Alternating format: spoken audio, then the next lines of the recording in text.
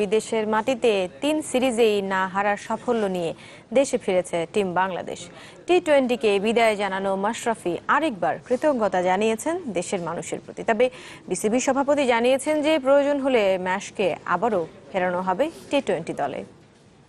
আমি এত 10 বছর টি-20 খেলতে পেরেছি বাংলাদেশের, এটা অবশ্যই আমি নিজে অবশ্যই গর্ববোধ করছি। এখনও তো ওয়ানডে খেলছি ইনশাল্লাহ, তো আমাকে তো এখনো আল্লাহ বাঁচিয়ে রাখলে ইনশাল্লাহ মাঠে দেখা যাবে। সো আমি মনে করি যে মজা হবে ওখানে ইনশাল্লাহ। সংবাদ সম্মেলনের শেষ কথা থেকে শান্তি খুঁজতেই পারে মাশরাফি ভক্তরা। ক্যাপ্টেন ফ্যান্টাস্টিকও চেয়েছেন পরিবেশটাকে স্বাভাবিক রাখতে, কিন্তু কতটুকু পেরেছেন? মুশফিক, মাহমুদুল্লাহ, তামিম, সৌম্য, ইমরুলদের বিরস মুখগুলো অন্তত তা বলছে না। টেস্ট, ওয়ানডে, টি-20তে প্রথমবারের মতো কোনো সিরিজে না হেরে দেশে ফিরেছে টাইগাররা।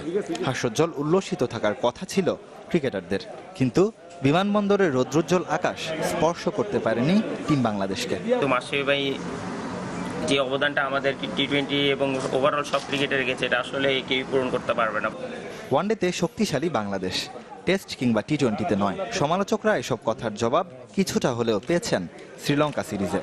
প্রত্যাশার পারত্তাই আরও ঊর্ধ্বমুখী দুই ফরম্যাটের দু অধিনায়কের। এটা আমাদের জন্য একটা সংকেত দেওয়ার ছিল ওয়ার্ল্ড ক্রিকেটকে, যে আমরা বাংলাদেশ টিম অ্যাটলিস্ট টেস্ট ক্রিকেটও বাইরে গিয়ে ভালো খেলতে পারে। অবশ্যই আমাদের এখান থেকে অবশ্যই প্রাউড করার মতো কিছু জিনিস আছে, বাট আমাদের সামনে আরও অনেক কিছু ভালো জিনিস করতে হবে। ওভারঅল আমার কাছে মনে হয় খুব ভালো একটা, আমাদের জন্য খুব ভালো একটা সিরিজ গিয়েছে। আশা করি এটা আমরা ইনশাল্লাহ কন্টিনিউ করতে পারবো। এদিকে ঢাকায় পা রেখে মাশরাফি বিতর্কে এবার অদ্ভুতুরে যুক্তি নাজমুল হাসানের। কিন্তু আমি একটা জিনিস কিন্তু এখনো আমি বারবার বলছি, মাশরাফি কিন্তু টি-20 থেকে এখনো ছাড়ে নাই। মানে আমরা এখন পর্যন্ত মাশরাফিকে বলি নাই যে মাশরাফি টি-20 স্কোয়াডের, ও ক্যাপ্টেন্সিটা ছেড়েছে। আমাদের 3টা ফরম্যাটের 3জন ক্যাপ্টেন। ও যদি ফিট থাকে ও খেলবে, আর ও যদি বলে না আমি খেলতে চাই না, কিন্তু আমাদের যদি দরকার হয় তাহলে কি আমরা ওকে ছেড়ে দেব? যদি ছোট ফরম্যাট থেকে অবসরে যাওয়া মেনে নিতে না পারেন, তবে মাশরাফির অধিনায়কত্বে কেন অনীহা ক্রিকেট বোর্ডের? রেদওয়ান শোয়েব, চ্যানেল 24, ঢাকা।